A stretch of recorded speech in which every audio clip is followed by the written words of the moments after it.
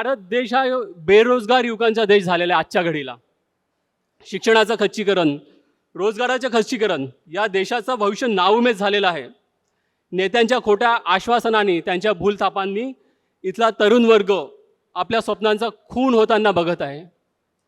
त्यातही कहर म्हणजे जेव्हा हा तरुण वर्ग आपल्या हक्क अधिकारांसाठी आवाज उठवतो, संविधानिक पद्धतीने आवाज उठवतो, तर ही सरकार अतिशय क्रूरतेने त्यांचं दमन करते. JNU, अलीगढ मुस्लिम युनिव्हर्सिटी इथले व्हिडिओ तुम्ही पाहिलेच असतील.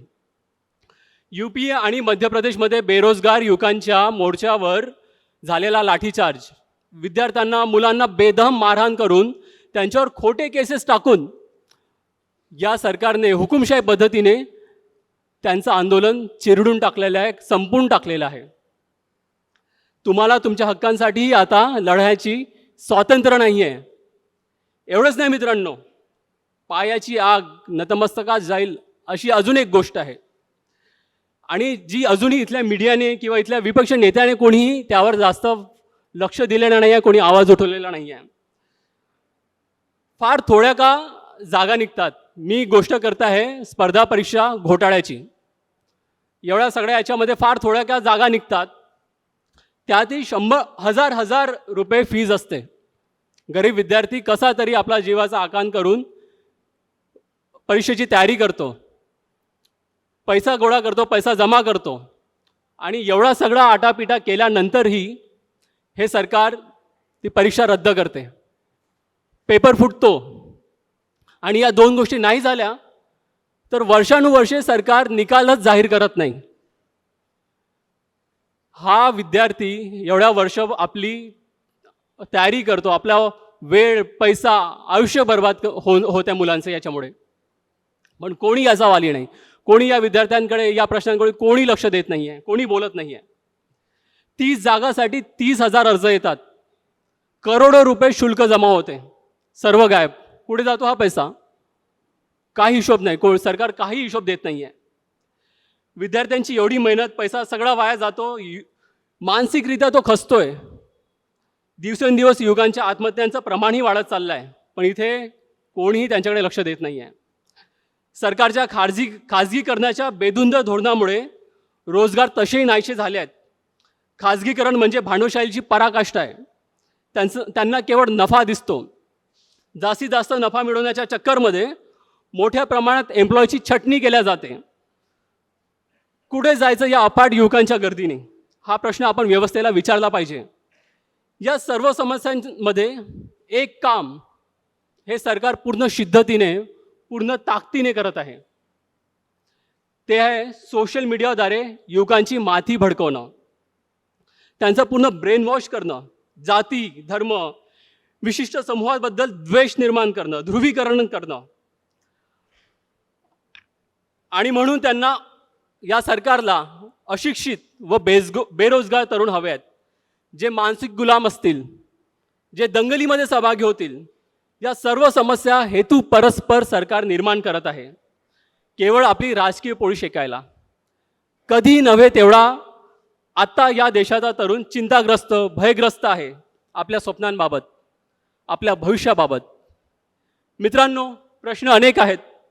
यातल्या बऱ्याच प्रश्नांची आपण अवगत पण असाल, पण आता या सर्व प्रश्नांचं समाधान पूर्ण शक्तीने करायची वेळ आलेली आहे. या परिषदेचा हाच उद्देश आहे. यात सर्वात आधी आपल्याला सर्व धर्म, जात, गट, तट सोडून एकत्रित येणं गरजेचं आहे. BJP सरकारचा येणाऱ्या निवडणुकांमध्ये धिक्कार करा. जे झालं ते आता खूप झालं आहे. मुलांच्या भविष्यासोबत खेळण्याची यांना परत संधी देऊ नका.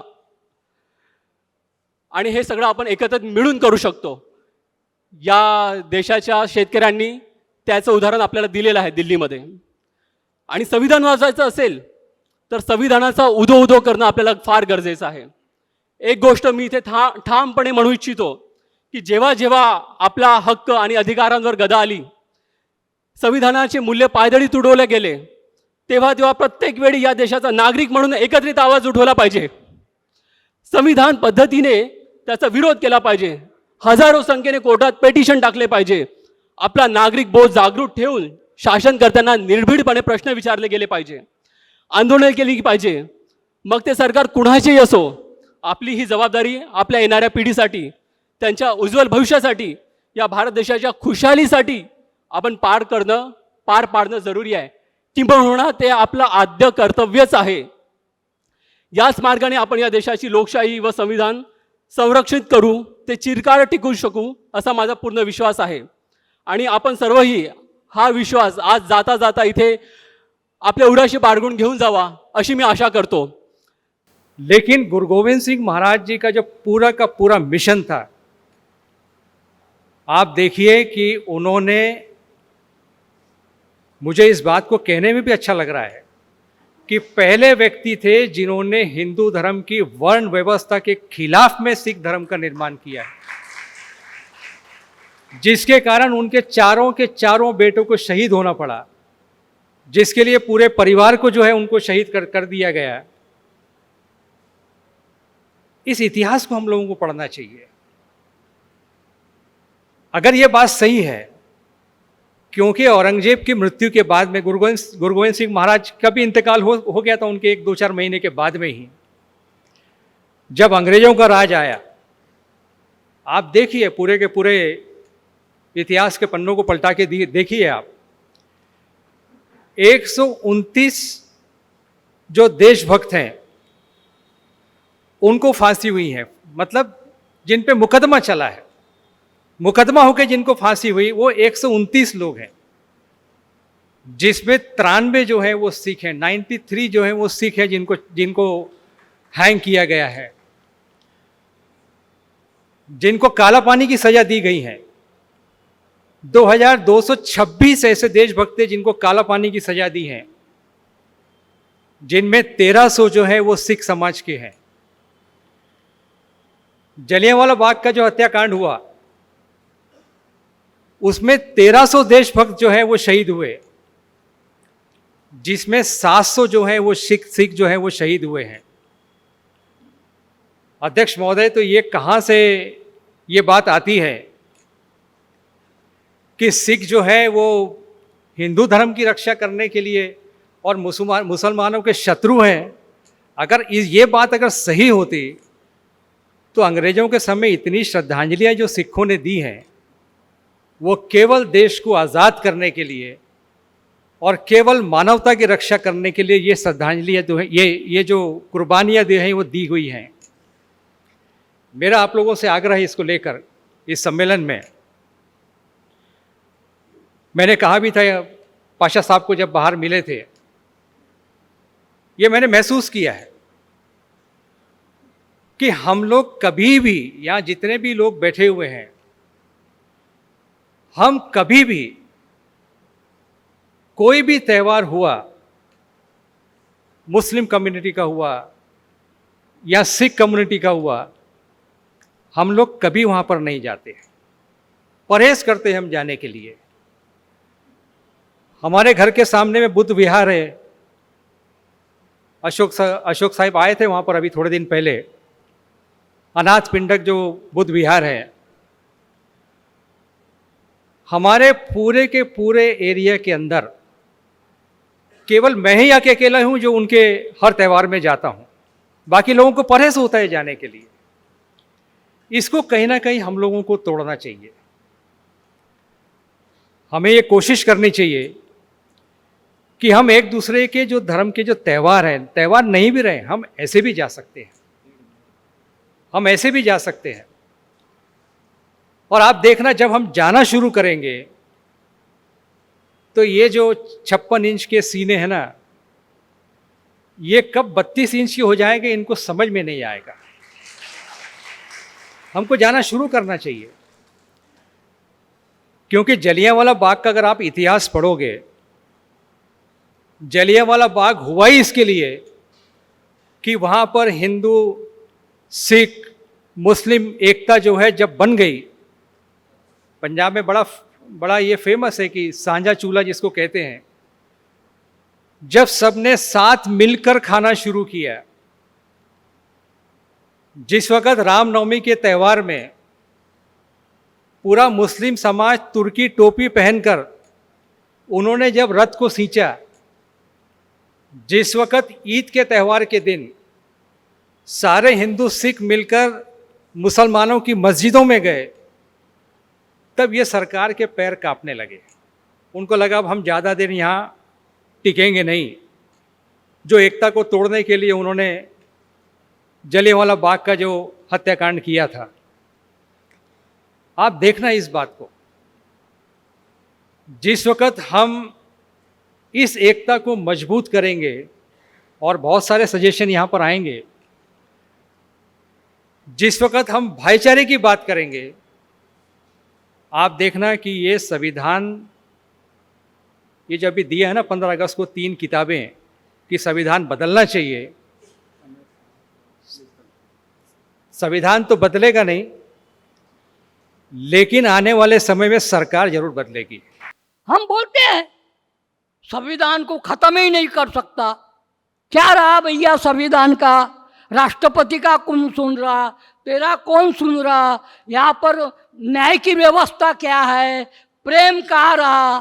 समता, स्वातंत्र, बंधुत्व कहाँ रखा? इसके ऊपर हमने चिंतन करना चाहिए। जो गया सो गया, लेकिन है उसको देखो, उसको संभालो, और जितनी ताकत हम में रहनी चाहिए, हटा दो ये मनु को, खत्म कर दो मनु को, कर सकते हैं, लेकिन हम लाचार है। उन्होंने क्या किया?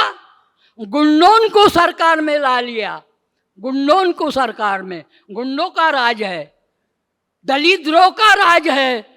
इस राज को हमको हटाना है। हम कहते हैं बाबा साहब ने संविधान दिया, अकेले बेचारे ने इतनी मेहनत करके तुमको सुख समृद्धि मिले, इसलिए उन्होंने कार्य किया। हर धर्म इस देश में पनपे, हर धर्म को सुख चैन मिले, ये संविधान में प्रोविजन किया। लेकिन हमारे मूर्खता के कारण संविधान बर्बाद किया। हम बोलते बर्बाद ही नहीं हुआ, ये तो बात ऐसी हो गई। साला मैंने मार तो खा लिया, लेकिन गाली भी बहुत दिया, ये बात ऐसी हो रही है। अगर जरा में हमारी गर्मी रहती, जरा भी गर्मी रहती, लोग, अभी मैं वहाँ उधर बैठा था तो लोग बोल रहे थे गरम हुआ। अरे तुम अगर गरम होते तो ये मोदी जल के खाक होता। कहाँ गरम हो तुम? और अभी और गर्मी बढ़ने वाली है, अभी कुछ भी गर्मी नहीं है, इतना पसीना बहेगा।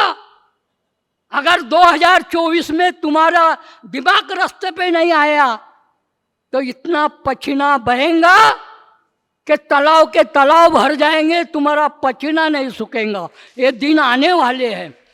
मैंने वो दिन नहीं देखा, नहीं तो मैं कुछ बताता। मेरे पूर्वज चले गए वो दिन बोलने वाले, लेकिन आज मैं देख रहा हूं, बड़ी दुख की बात है। आज मेरे से जूनियर आदमी बोलते मेरी तबीयत खराब हो गई। उनकी तबीयत इतनी खराब होती, 80 साल का बुढ़ा पाँव घसते घसते जाता है, उसको काम जो दिया वो बराबर करता है। यहाँ जवान लड़के बोलते मेरे को बुखार आ गया, तो ये बुखार भैया तेरा कब तक के रहेगा रे? ये बुखार कब तक के रहेगा? 24 के बाद में देखना तेरा बुखार कैसा बढ़ता है। और इस बुखार को अगर खत्म करना है तो 2024 को तुम्हारे पास में शस्त्र दिया बाबा साहब ने, इसके पहले नहीं था और नहीं देना चाहिए करके भी बहुत सारे लोग उनके पीछे लगे। लेकिन क्या भीमई है वो? भीमई था वो कि जिसने दिया, अकेले आदमी ने दिया। तुम इतने लोग होने के बावजूद भी ना ले सके, ना कुछ बना सके। इतना मैं बोलता हूँ, धर्म को अगर हासिल करना है, धर्म को कायम रखना है, तो संविधान को बचाना है। संविधान बचेगा तो लोकशाही बचेंगी, नहीं तो तुम ना रहेंगे ना मैं रहूंगा। काही प्रकरण आता तुम्हाला माहीत असेल, कोर्टाला एवढा पॉवर आहे। आज आपण कोणत्याही ठिकाणी जी काही गोष्ट आपण जनरल माणसं ह्या 2 आर्टिकलनुसार आपण हायकोर्ट आणि सुप्रीम कोर्टात केस दाखल करू शकतो, परंतु ही केस दाखल करण्यासाठी कोर्टाला कोणाची परवानगी घ्यायची गरज नाही आहे। तो सुमोटो घेऊ शकतो। साधा एका व्यक्तीने जर साधं पत्र जरी पाठवलं तरी तो पत्रावर सुमोटो घेऊन त्याला एक पिटिशन म्हणून तो तयार करू शकतो। एवढा पॉवर ह्या न्याय प्रणालीला आहे। परंतु न्याय प्रणालीमध्ये बसलेली माणसं जर त्या मेंटॅलिटीचे जर असतील, तुम्हाला न्याय द्यायचंच नसेल तर एखाद्या अधिकाऱ्याकडे जर गेल्यानंतर आपण एखादा अर्ज देतो आणि तो अर्ज 2 मिनिटात आपला अर्ज पास करू शकतो, पण तोच अर्ज जर त्या मेंटॅलिटीचा जर नसेल तर जो सायंकाळी 6 वाजेपर्यंत म्हणजे 6ला 5 मिनिटं कमी असताना अर्ज मंजूर करू शकतो। म्हणजे त्याच्याकडे जो पॉवरचा कसा प्रकारे इंटरप्रिटेशन आपल्या सोयीनं करतो। यापूर्वी जी न्याय प्रणाली होती यावर सर्वांचा विश्वास होता। ती न्याय प्रणाली स्वायत्त होती, आपल्या सोयीनं म्हणजे जनहिताच्या सोयीनं जनांचं अधिकारानुसार देत होती। परंतु आता न्यायालयीमध्ये बसलेली लोक कशा प्रकारे बदललेली आहेत। 3 जजचा तुम्हाला माहीत आहे, त्या 3 जजनी सांगितले या देशांमध्ये न्याय प्रणाली कशी आहेत म्हणून मोठी पत्रकार परिषद घेतल्या गेली।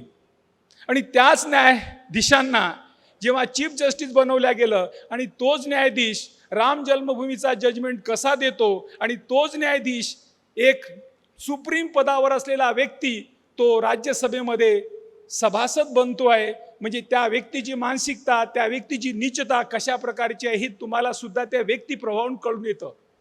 देशाचा राष्ट्रपती, हा देशाचा राष्ट्रपती राहिलेला व्यक्ती एका छोटा याच्यामध्ये तो त्याचा मेंबर किंवा त्याचा हे बनू शकतो, ही त्याची कशी मानसिकता आहे। म्हणून न्याय प्रणालीत बसलेली माणसं कोणत्या मानसिकतेत त्यानुसार ती न्याय जजमेंट दिल्या जातं।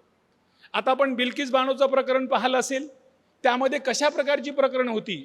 ज्या व्यक्तीला जन्मठेपेची शिक्षा झाली, ती जन्मठेपेची शिक्षा त्या केल्यानंतर बी त्यांना कशा प्रकारे त्याला त्यातून बाहेर काढल्या जातं।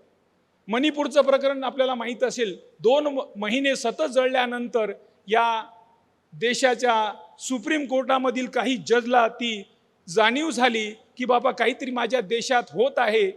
आणि का साधा फोन आहे, मोबाईल आहे, एवढं सोशल मीडिया आहेत, सहज गोष्टी आज इथे काय घडतं ती आपल्याला तिथं कळल्या जातं। एवढं मोठं घडतं ते कळत नसेल का? परंतु त्या ठिकाणी या न्याय प्रणालीमध्ये जी बसलेली माणसं आहेत ती कोणत्या मानसिकतेची आहेत, ही मानसिकता आपल्याला बदलवणे गरजेचे आहे। म्हणून सर्वांनी एक लक्षात ठेवा, आपल्या घरातली आपली मुलं जास्तीत जास्त ही कायद्याच्या भाषेत कायद्यामध्ये कसे जातील, कसे माझ्या घरातला एखादा तरी मुलगा मुलगी ही न्याय प्रणालीत गेली पाहिजे। जोपर्यंत तुम्ही न्याय प्रणालीत जाणार नाही, तुमचे अधिकार हक्क तुम्हाला कळणार नाही, तुम्ही अधिकार हक्क दुसऱ्यांना देणार नाहीत।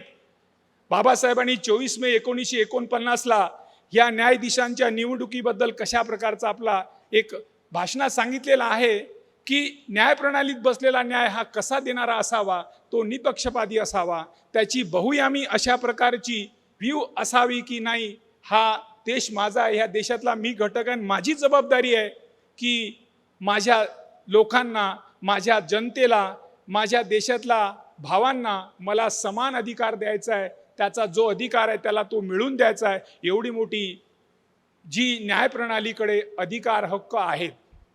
आपण पाहतो की ह्या न्यायालयामध्ये बसलेली आज सुप्रीम कोर्टांमध्ये 31 जज आहेत। 31 जजमध्ये एक एससीचा जज आहे, बाकी 30 जज हे एकाच जातीचे आहेत। हो, एक जातीचे माणसं जर अशी असतील आणि ते त्या रोगाने जर ग्रस्त असतील तर आपल्याला न्याय मिळणं शक्य नाही। आपल्याला संजीव भटचं प्रकरण माहीत असेल।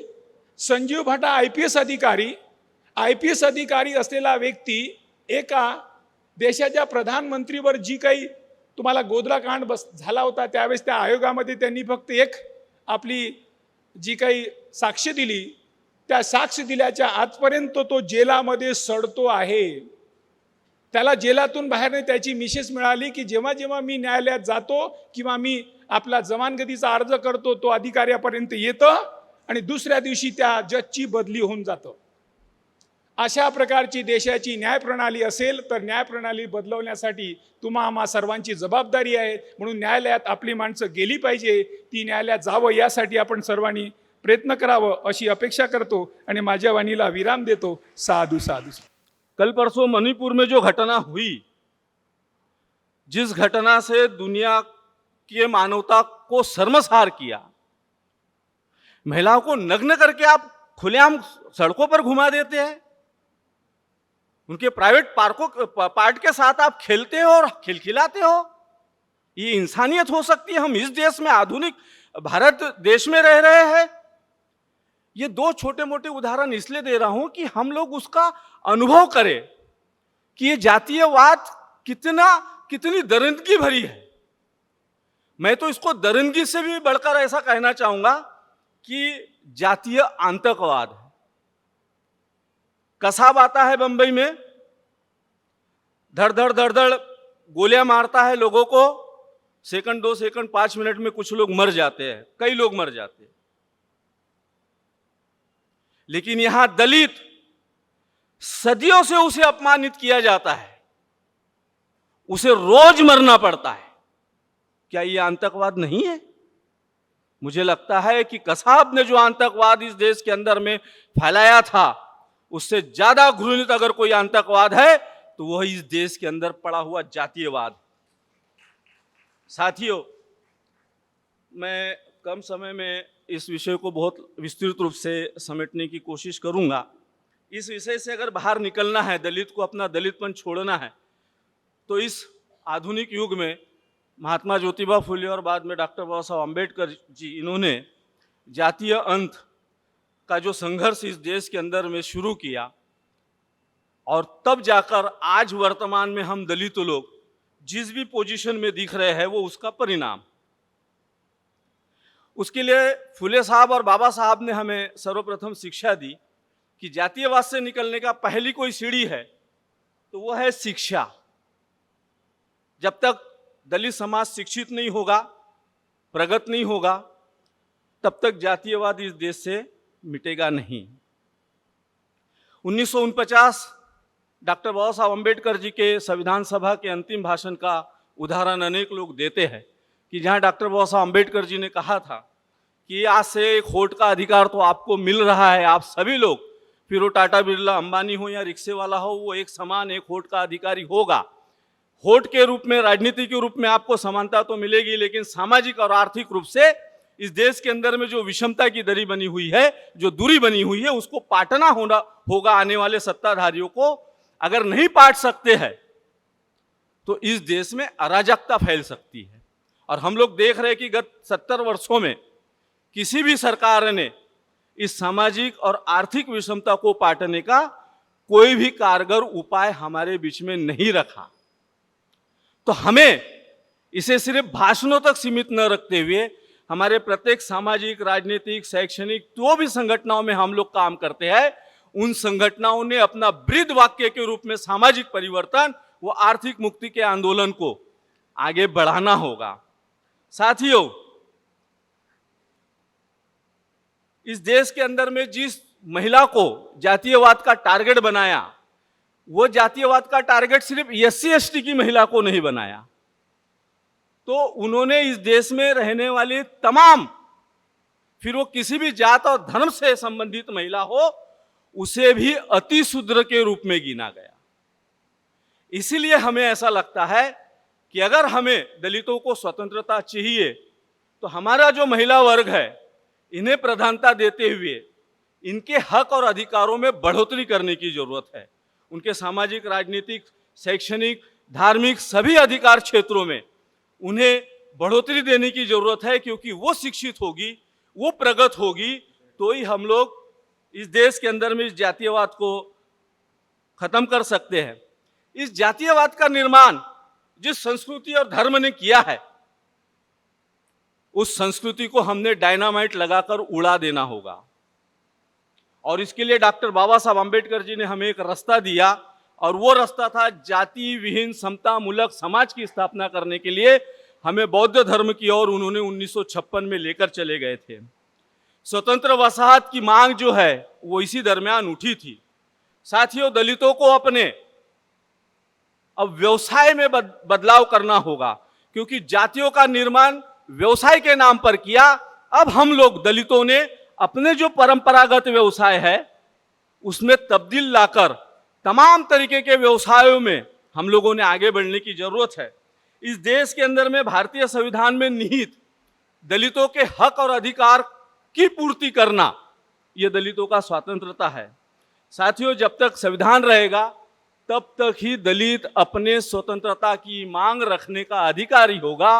अतः संविधान की रक्षा करना यानी दलितों की स्वतंत्रता की ओर एक कदम बढ़ाना, ऐसा मैं समझता हूं और आशा करता हूं कि आने वाले 2024 में हम लोग इस देश में जो संविधान और लोकतंत्र पर आए राष्ट्रीय संकट से हम लोग आपस में भाईचारा बनाकर अपने अपने अहंकार को पीछे रखकर एकजुट होकर संविधान मुक्त भारत बनाने वालों के मंसूबों को हम लोग मुंह तोड़ जवाब देंगे, तभी इस देश का दलित स्वतंत्र होगा। ऐसी आशा व्यक्त करते हुए अपनी बात समाप्त करता हूं। जय भीम। जे कायदा जरी तुमच्या बाजूने असला, सरकार जर त्याच्यामध्ये इंटरेस्टेड नसेल, सरकारला त्याच्यामध्ये कुठला हस्तक्षेप करायचा नसेल आणि सरकार आदिवासीच्या बाजूने नसेल किंवा वंचिताच्या बाजूने नसेल, त्या कायद्याला काही अर्थ नसते। परंतु त्या 123 संघटनांनी हस्तक्षेप केल्यानंतर त्या 20 लाख कुटुंब या देशातले ते अद्याप त्याच्यावर निर्णय झालेला नाही, ती केस तशी पेंडिंग आहे। म्हणजे जर सुप्रीम हस्तक्षेप झाला नसता तर या 20 लाख आदिवासींना जे आहे अतिक्रमित ठरवून की जे की मूळ तिथले राहणारे आहे, तिथं वर्षानुवर्षे हजारो वर्षापासून राहतात, त्यांना तिथून हकलून लावल्या गेलं असतं। ही वर्ल्ड वाईड संघटना आहे की वाघ वाचवा म्हणून अशी काही संघटना आहे, मला आता तर नक्की आठवत नाही। तर या धरण अभयारण्य आणि खाणी यामुळे सगळ्यात जास्त आदिवासीचं विस्थापन झालेलं आहे। एक शहा नावाचे एक लेखक आहे, त्यांनी असं म्हटलं की एकूण देशाच्या विस्थापनापैकी जे विस्थापन झालं त्याच्यामध्ये 80% लोकसंख्या ही आदिवासींची आहे। घनश्याम शहा ते सोशलिस्ट आहे ते, त्यांनी असं लिहिलं की एकूण विस्थापनाच्या म्हणजे देशामध्ये स्वातंत्र्यानंतर जे जे प्रकल्प झाले त्या सगळ्या प्रकल्पामध्ये एकूण विस्थापन झालं, त्याच्या एकूण विस्थापनाची लोकसंख्येच्या 80% आदिवासी आहे। नर्मदा धरण सगळ्यांना माहिती आहे, सरदार सरोवरामध्ये मेधा पाटकर माहिती आहे आपलं विस्थापन। त्याच्यातले एक उदाहरण अलीकडचं जे आहे या सरकारच्या काळातलं, एक मोठा पुतळा बसवला, आपल्याला सगळ्यांना माहीत आहे। तो पुतळा बसवला सरदार पटेल यांचा, आमचं काही म्हणणं नाही, परंतु तो पुतळा बसवताना 75 गावं विस्थापित झाली आणि ज्या दिवशी त्या पुतळ्याचं उद्घाटन झालं त्या दिवशी ती गावं सगळी पेसामधली होती।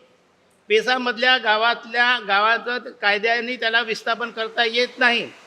असं असतानाही त्या गावांना बळजबरीने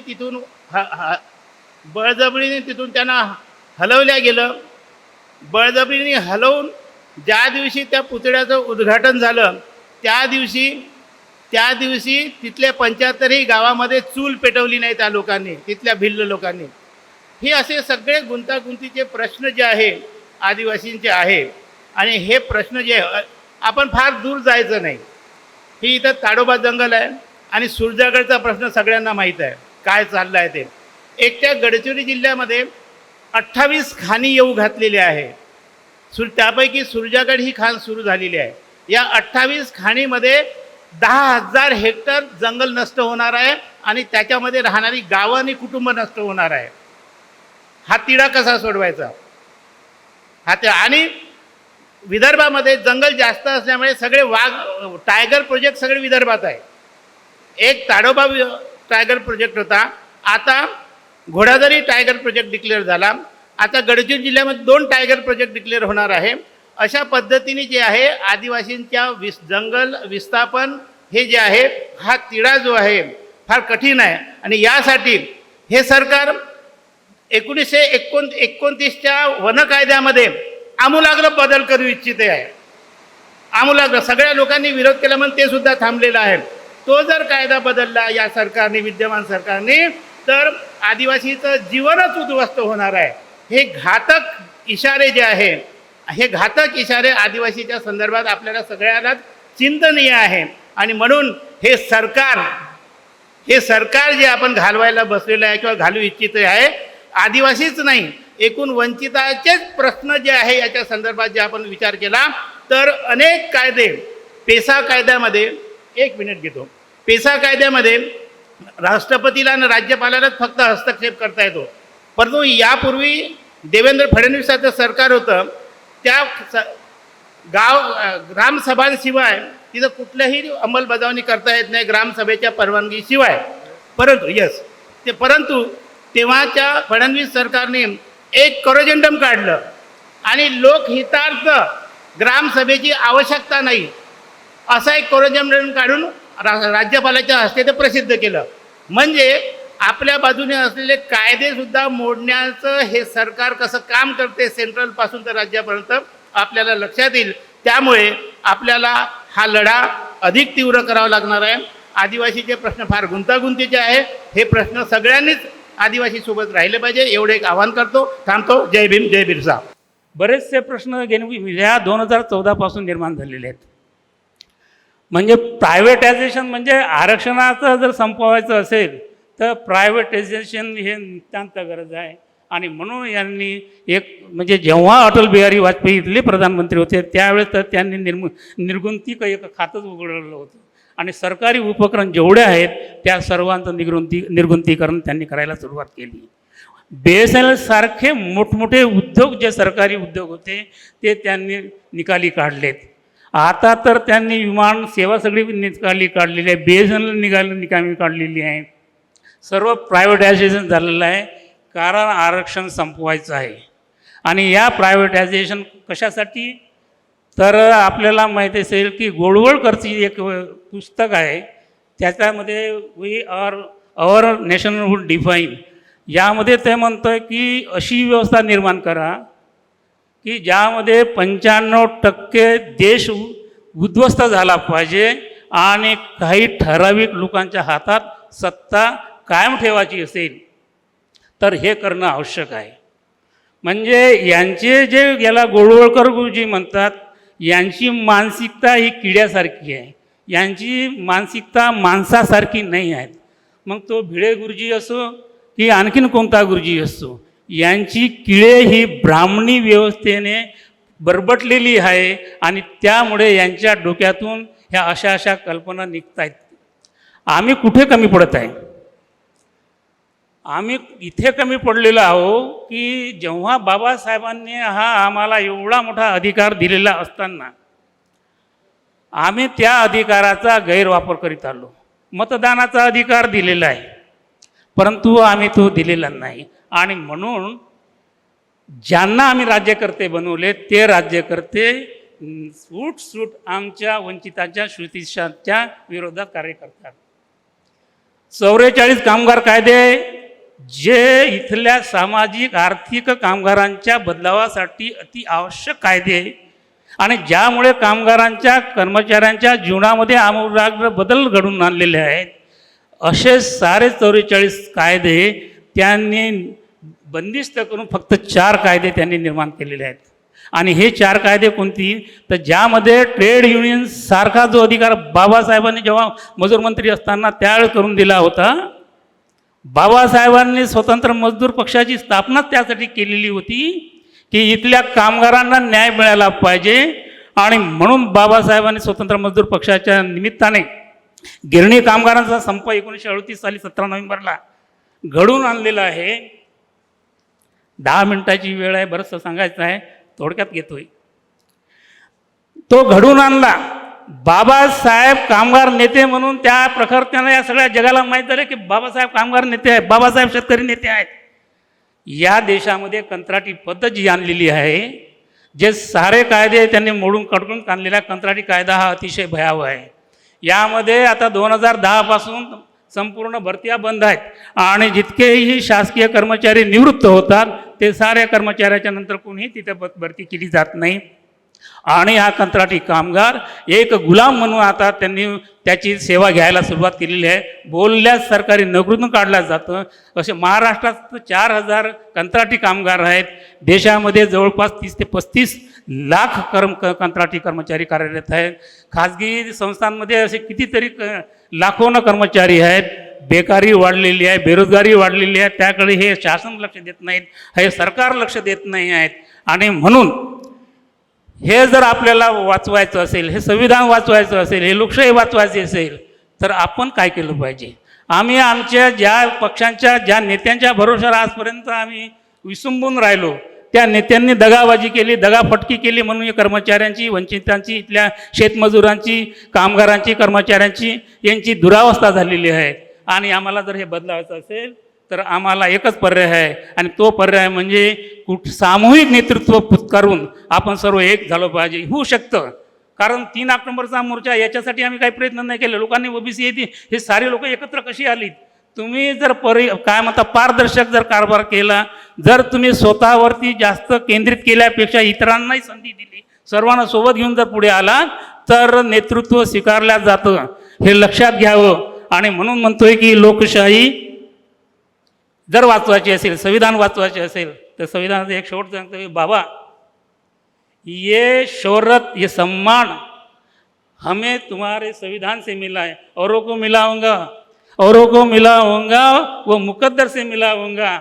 अरे हमें तो मुकद्दर भी आपके संविधान से मिला है. जय भीम, जय भारत. शेतकरी कायद्याचं काय झालं, पंजाबचे शेतकरी कसे बसले, महाराष्ट्रातले शेतकरी कसे भेदभेद केले, हे सारं आपण पाहिलं आहे. हा विषय खरं म्हणजे कोर कमिटीचा आहे, महाजननी घेतला आहे तो या जाहीर भाषणाचा विषय नाही. तरीही खतखत बोलल्या गेली पाहिजे, हे देखील खरं आहे. हे कसं खरं आहे?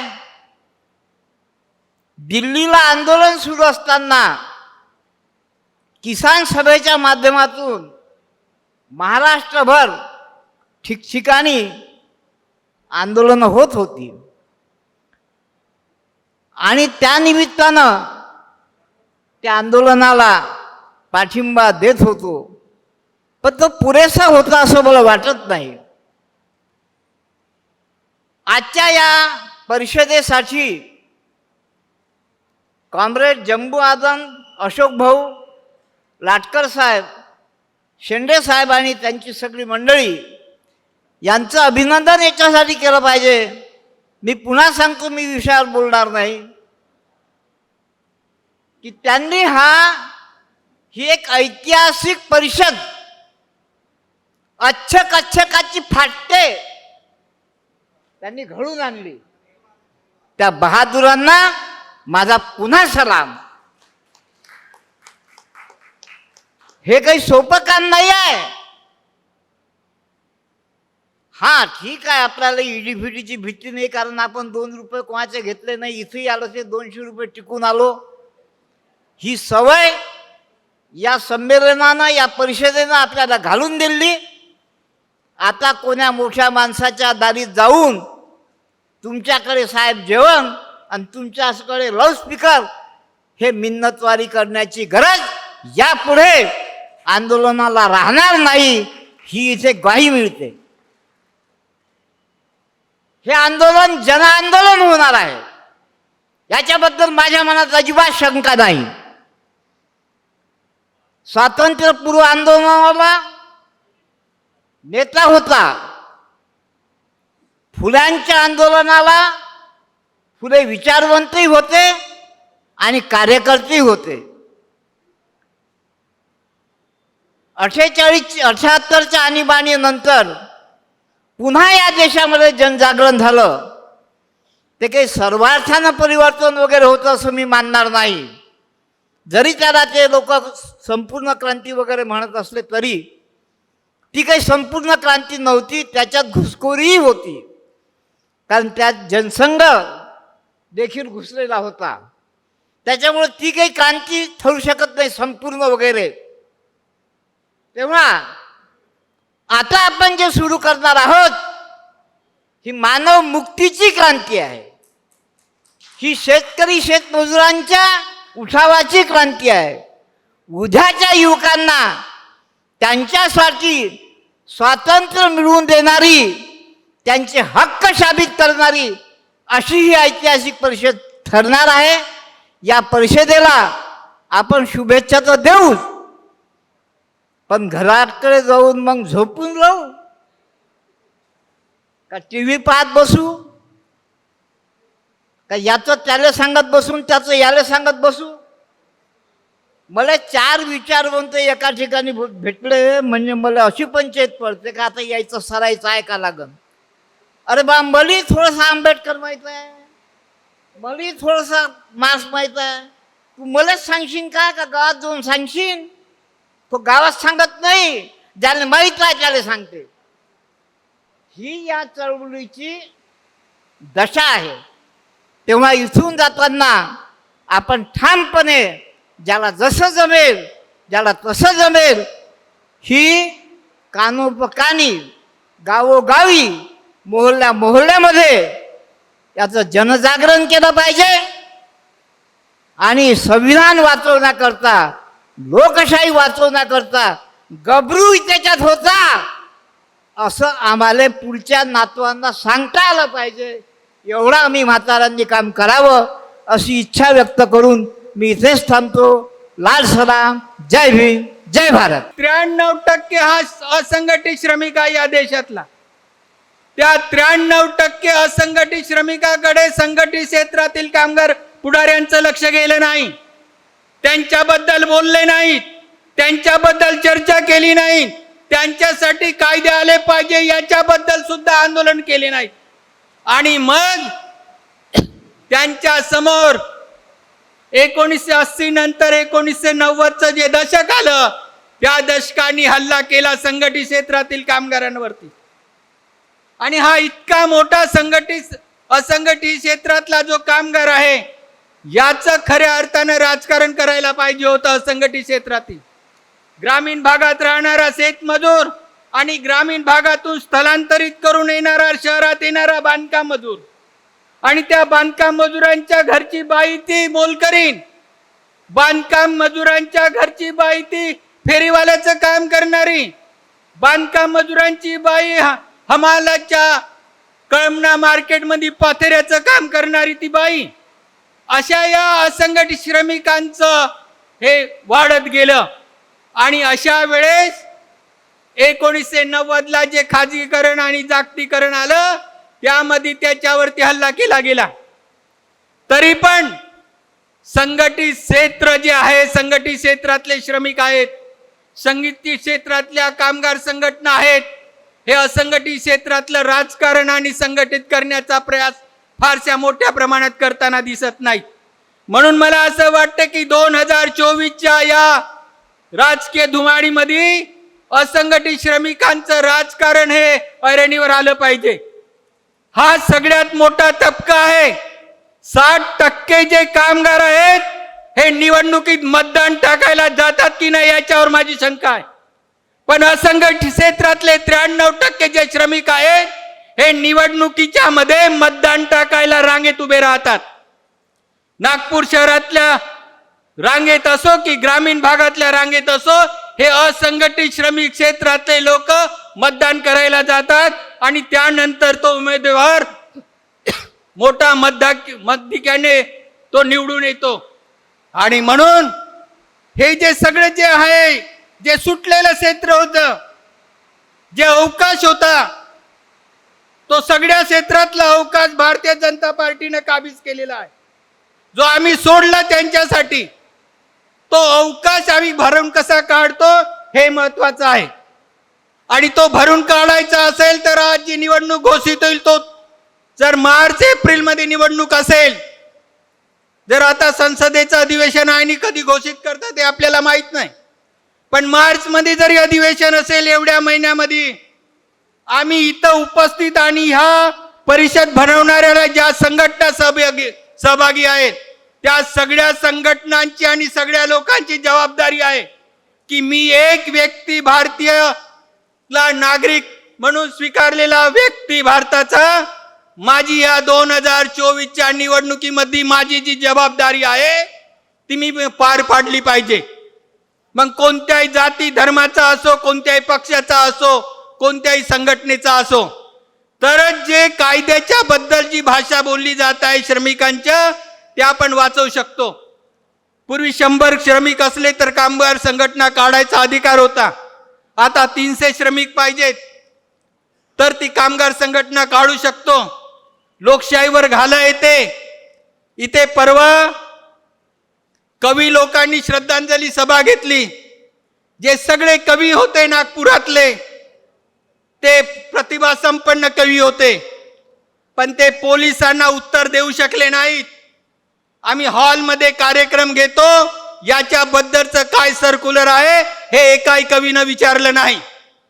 जर एक ज्यांच्यावरती इथल्या श्रमिकांचा, दलितांचा, पीडितांचा, या बुद्धिवाद्यांवरती विश्वास आहे, ते बुद्धिवादी जर माघार घेत असतील तर इथल्या पीडित श्रमिक जनतेने जायचं कुठे? हा प्रश्न सगळ्यांनी आपल्या छातीवर हात ठोकून विचारला पाहिजे. जर असं घडत असेल आणि ही जर बुद्धिवादी मंडळी जर रस्त्यावर येत नसतील, बुद्धिवादी मंडळी काही बोलत नसतील, तर यांना जाब विचारला पाहिजे. तरच आम्ही असंघटित श्रमिकांना न्याय देऊ शकू. आज असंघटित श्रमिकांचं जे 93% क्षेत्र आहे, त्या क्षेत्राला 2024च्या निवडणुकीमध्ये उतरवलं पाहिजे. यासाठी सगळ्यांनी प्रयत्न करावा असं मला या ठिकाणी नमूद करावं असं वाटते. सर्वांना जय भीम, धन्यवाद. आणि एक माणूस म्हणून दुसऱ्यावर माणसासारखं जर आपण जगत असू आणि विश्वास टाकत असू असा समाज जर तुम्हाला हवा असेल, तर निश्चितच आजच्या घडीला जी लोक संविधानावर घाला घालतात आहे त्यांना या सगळ्या प्रक्रियेतून बाद करावं लागेल. त्याशिवाय तुम्ही सुरक्षित जीवन अपेक्षित करू शकत नाही किंवा त्याची अपेक्षाही ठेवू शकत नाही. आणि अशा पद्धतीने सगळीकडे अनैतिकता, व्यभिचारी वृत्ती या राजनीती लोकांमध्ये बोकाळलेली दिसते. प्रत्येकाचं वागणं कधी कुठे कोणाचा कसा व्हिडिओ येऊन जाईल, जे पाहायला देखील आपल्याला म्हणजे डोळे असं वाटतं की काय चित्र सुरू आहे एकंदरीत. म्हणजे कोणत्या एखाद्या स्त्रीची कशा पद्धतीने धिंड काढतील, कसं तिचं विनयभंग करतील, कसा सामूहिक बलात्कार करतील, कसं मारून छाटून काटून फेकून देतील, एखाद्या वस्तूसारखं वापरतील. काय सांगावं. हे सगळं जर तुम्हाला नको असेल तर निश्चितच संविधान वाचवलं पाहिजे. आणि संविधान वाचवण्यासाठी आपल्याला शिक्षणही वाचवलं पाहिजे. जी लोक शिकलेली असतात, त्यांच्या धडावर ज्यांचं डोकं असतं, तीच लोक प्रश्न विचारतात. एक कवी म्हणतो, औरतें बहुत अच्छी होती है, औरतें बहुत अच्छी होती है जब वो हाँ में हाँ मिलाती है. औरतें बहुत अच्छी होती है जब वो हाँ में हाँ मिलाते हैं. औरतें बहुत बुरी होती है जब वो बोलती है और खड़ी होकर सवाल करती है. म्हणून जर तुम्हाला बोलायचं असेल तर तुम्हाला शिक्षित झालं पाहिजे. आणि शिक्षणासाठी जर तुम्हाला दालन खोटावायचं असेल तर संविधान शाबूत राहिलं पाहिजे. अन्यथा तुमचं शिक्षण आज गुंडाळून ठेवण्यात आलेलं आहे आणि मनुस्मृतीचा तो कायदा पुन्हा एकदा आलेला आहे. काय करतं संविधान? संविधान समतेचा पुरस्कार करतं. ज्या इंदिरा गांधीला प्रधानमंत्री असताना जगन्नाथपुरीच्या मंदिरात पाऊल ठेवता आलं नाही, त्या प्रधानमंत्रीला या सबंध देशाचा कारभार सोपवेल एवढी शक्ती, प्रचंड शक्ती तिच्या मनगटात पेलवणारं, तिच्या मनगटात धरणारं जर कोणी असेल तर ते संविधान आहे माझ्या बांधवांनो. आणि म्हणून आज पुन्हा एकदा एक स्त्री या देशाची राष्ट्रपती आहे. पण काय व्यवहार केला जातो तिच्यासोबत? ती एक स्त्री आहे, वरून ती आदिवासी आहे, म्हणून काय तिच्याकडून तुम्ही झाडू मारून घेणार आहात? आपल्या राष्ट्रपतीने हातात झाडू मारून मंदिर झाडलंय हो. यापेक्षा आणखी शोकांतिका या देशाची काय असेल बरं? पुन्हा एकदा आपली जी वहिवाट आहे ती या मनुस्मृतीकडे चाललेली आहे. मला असं वाटतं की आपण याची दक्षता घेतली पाहिजे. एकीकडे यांचे धर्मग्रंथ म्हणतात यत्र नारीस्तु पूज्यते रमणते तत्र देवता, आणि दुसरीकडे जेव्हा नवीन संसद तयार होते तेव्हा त्याची जी काही लोकार्पण विधी किंवा सोहळा असतो त्याची रितसर जर त्याचं स्थान त्या विधीचं पूर्ण करण्याची जर कोणाची जबाबदारी किंवा खऱ्या अर्थानं योग्य प्रतिष्ठा आणि पद असेल तर ते राष्ट्रपतीचं असायला हवं. परंतु यावेळेला असं झालं नाही, कारण इथल्या स्त्रीला इथे प्रस्थापित असणारं सरकार हे बरोबरीचं मानत नाही, सशक्त मानत नाही. त्यांना नियमितपणे इथली स्त्री ही हातातलं बाहुल म्हणून हवी आहे. बरोबरीचं, समतावादी असं मूल्य स्त्रियांच्या बाबतीत ते पाळत नाही. त्यांच्या डोळ्यात ती समता तुम्हाला कदापिही दिसणार नाही. आणि म्हणून माझ्या भगिनींनो, हे समजून घेतलं पाहिजे की ज्या कुस्तीपटूंनी सुवर्ण पदक आणलं भारतासाठी, त्या सगळ्या महिला या म्हणजे संविधान हयात आहे म्हणून ती न्यायाची भूमिका करतात आहे, न्याय मागण्याचा प्रयत्न करतात आहे. अशा वेळेला त्या स्त्रियांवर खूप मोठा गदारोळ होऊन त्यांच्यावर पुन्हा एकदा हल्ला होतो. काय भूमिका होती की आमच्यासोबत झालेलं लैंगिक शोषण, या लैंगिक शोषणाचा जो जबाबदार व्यक्ती आहे त्याला जेल बंद करा. पण असं होत नाही, कारण अशी अनैतिक व्यभिचारी माणसं याला पोसणारं सरकार आपल्या पुढ्यात आहे. आणि म्हणून त्यांना जाब विचारण्यासाठी तुम्ही आता उभं झालं पाहिजे. आणि यावर एकच उपाय आहे, ते म्हणजे आता आपण आपला होकल मीडिया चालवलं पाहिजे. जास्तीत जास्त लोकांमध्ये जनजागृती केली पाहिजे. आपल्या मताचा मताधिकार वापरताना तुमचं मत हे तुमच्या बहुबेटीच्या इज्जतीच्या बरोबरीचं आहे हे विधान आपल्या मनावर कोरून घेतलं पाहिजे. तेव्हा त्या मताचा तुम्ही योग्य वापर कराल आणि सत्यात असणाऱ्या बीजेपीला हद्दपार कराल. त्या दिवशी खऱ्या अर्थानं तुम्ही स्वतंत्र आहात हे सिद्ध करू शकता. आपल्या सोशल मीडियावरून त्याचा भरपूर वापर केला पाहिजे. आणि आपला शत्रू आज छुपा राहिलेला नाही, तर तो उघडपणे वागतो आहे आणि तो तुमची परीक्षा घेतो आहे, कुठेतरी तुम्हाला हतबल करण्याचा प्रयत्न करतोय. तेव्हा माझ्या भावंडांनो, मी एकच नम्र विनंती करेल की आपण सर्वांनी या प्रस्थापित सरकारला हद्दपार करून संविधानाचं संरक्षण केलं पाहिजे, तरच देश वाचेल. तेव्हा आपण सगळे देशप्रेमी आहोत आणि राहणार आहोत. तेव्हा या देशप्रेमाची पोचपावती देण्यासाठी आपण आपल्या मताचा योग्य तो वापर करूया आणि बीजेपीला हद्दपार करूया. एवढं मी बोलते. जी ज्ञानशाखा आहे, ज्ञान आहे, तत्वज्ञान आहे, परंपरा आहे, संस्कृती आहे, ती ब्राह्मणी प्रवाह आहे. मग त्यात आपला असेल तरी तोही आहे. ही ज्ञान प्रक्रिया शिक्षण बंदीतून समाजाची ब्राह्मणी ज्ञान प्रक्रिया प्रस्थापितांनी घडवली आणि ती सातत्याने आजपर्यंत आपल्यापर्यंत येऊन ठेपलेली आहे. मधल्या काळात, कारण वेळ फारच कमी आहे, मधल्या काळात आधुनिक काळामध्ये इंग्रजांनी जेव्हा शिक्षण खुलं केलं, त्याला खुलं असं म्हणता येत नाही माझ्या मते. शिक्षणासाठी तुमच्यासाठी काही दारं मोकळी केली. नंतरचा इतिहास जो आहे तो आज मी सांगत नाही.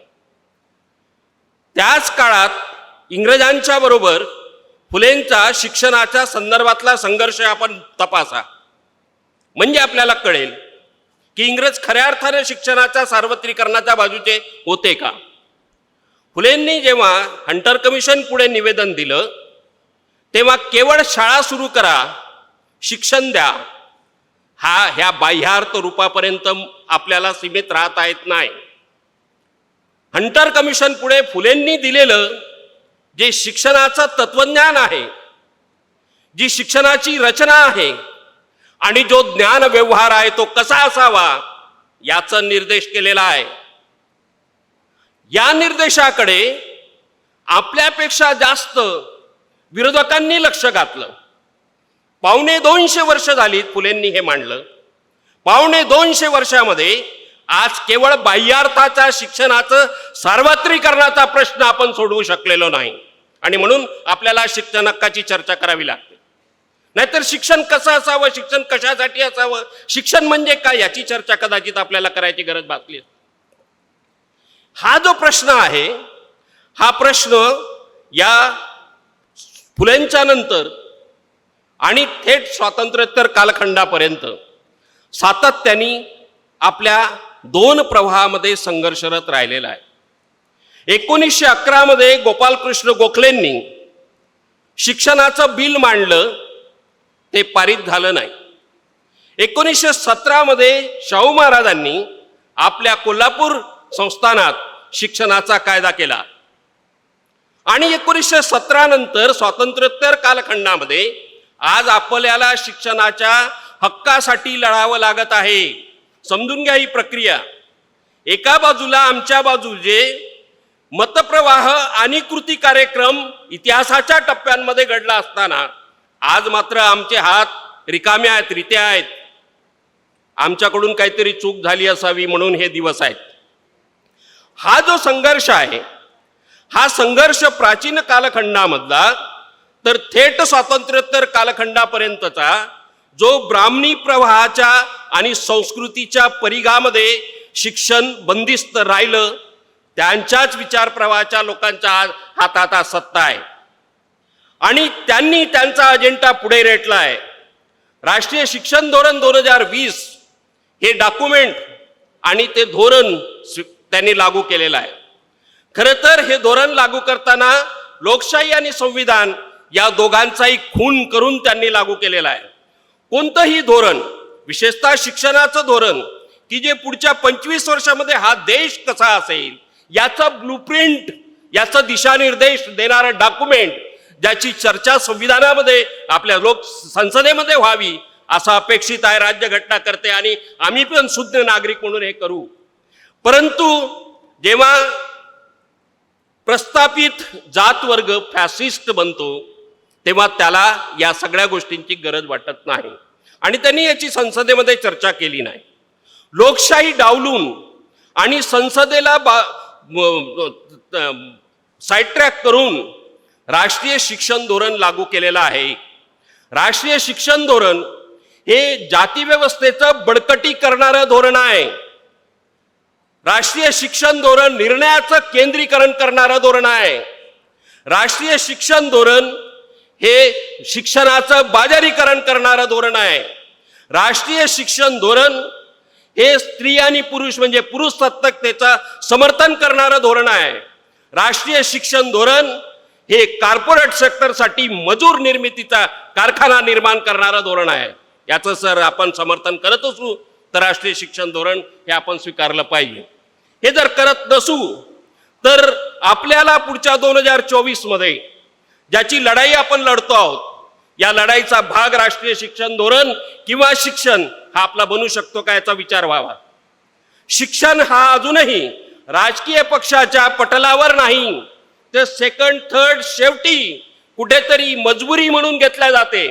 शिक्षण हे जर ज्ञानाचं केंद्र, देश घडवण्याचं केंद्र, दृष्टी देण्याचं केंद्र जर आपण मानत असू तर दुर्लक्षित करून आपल्याला चालणार नाही. कोण दुर्लक्षित करते त्याला वटणीवर आणण्याची पण तयारी ठेवावी लागेल. जे विरोधी पक्ष आहेत, बीजेपी आणि RSS ला मला काही घेणं देणं नाही, पण जे विरोधी पक्ष आहेत, ज्या परिवर्तनवादी संघटना आहेत, त्यांनी 2024 मध्ये त्या पक्षांना हे विचारलं पाहिजे, राष्ट्रीय शिक्षण धोरणाच्या संदर्भात तुम्ही निवडून आल्यानंतर तुमची काय भूमिका असणार आहे. तुमच्या मॅनिफेस्टोमध्ये शिक्षणाचा अंतर्भाव तुम्ही करणार आहात का, हे भूमिका घेऊन आपल्याला पुढे जावं लागणार आहे आणि आपण जाऊ एवढा आशावाद व्यक्त करतो आणि थांबतो. हे जे एक नॅरेशन आपल्याकडे दिलं जाते, मुसलमान, ख्रिश्चन, नाही का, आणि हे कुठेतरी आपण नकळतपणे आपल्या नेणिवेमध्ये त्याचा कुठेतरी स्वीकार करायला लागलोय. यापासून आपण आता वाचलं पाहिजे. कोण आहेत मुसलमान प्रश्न विचारला पाहिजे.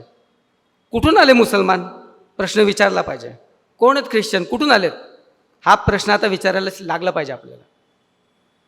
बाबासाहेबांनी सांगितलंय जात नाही ती जात, बरोबर. आम्ही जात नाही बदलू शकत या देशामध्ये. जन्माला आलेली जात ती मरेपर्यंत चिटकून राहते, मेल्यानंतरही चिटकलेली राहते. धर्म आम्ही बदलू शकतो, कारण भारतामध्ये धर्म हा फिलॉसॉफीचा, दर्शनाचा, श्रद्धेचा विषय आहे, आस्थेचा विषय आहे. आस्था बदलतात, श्रद्धा बदलतात. सामाजिक रचना बदलल्याशिवाय जात जात नाही आणि दुर्दैवाने ती सामाजिक रचना अजूनही तशीच आहे. म्हणून आता हा प्रश्न विचारला पाहिजे. खैबर खिंडीतनं आले काय मुसलमान? तलवारीच्या जोरावरती सगळ्यांना बदलवलं काय? मग इतिहास असं सांगतो की इस्लाम इसवी सन 610 साली जर अस्तित्वात आला धर्म म्हणून, तर मग 629 साली केरळच्या थ्रिसूर जिल्ह्यामध्ये चेरामन इथं पहिली मस्जिद कशी काय येते हा प्रश्न विचारला पाहिजे. खैबर खिंड कुठे आणि केरळ कुठं? पहिलं चर्चसुद्धा इसवी सन 52मध्ये त्याच केरळमध्ये, त्याच थ्रिसूर जिल्ह्यामध्ये पलायावरूच्या जवळ कोडुंगलूर नावाचं ठिकाण आहे, तिथं पहिलं चर्च येतं. मग पहिलं चर्च पण केरळला, पहिली मस्जिद पण केरळला, आणि तरी केरळमध्ये हिशोब 33. 2000 वर्षापूर्वी झालं ना. आतापर्यंत 100% व्हायला पाहिजे होतं, सगळेच ख्रिश्चन. नाही झालेत. का नाही झालेत? कारण डोक्यावर बंदूक ठेवून तुम्ही सरकार बनवू शकता, कोणाची श्रद्धा नाही बदलू शकत. तलवार ठेवून श्रद्धा नाही बदलतात, सरकार बदलतात. ते आता बघतोय आपण, ED, CBI, ID वगैरे. हां, तर ज्यांच्या कानपट्टीवरती बंदूक ठेवलेली, ज्यांच्या मानेवर तलवार ठेवली आणि ते तलवारीला घाबरत आहेत, त्यांना तिकडे जाऊ द्या. बाकी यांची तलवार किती गंजलेली आहे हे विचारांच्या आधारावरती आपण सिद्ध करू शकतो, कारण आपल्याला खूप मोठा वारसा आहे. त्या वारसाची जपणूक करूया आणि 2024ला पुन्हा एकदा समतेचा पताका उंच फडकूया, या देशातली विविधता टिकूया, या देशातले विविध राजकीय पक्ष टिकूया, या देशातली संसदीय प्रणाली संविधानाच्या चौकटीमध्ये पुन्हा एकदा पुनर्स्थापित करूया. एवढं बोलून मी इथं थांबतो.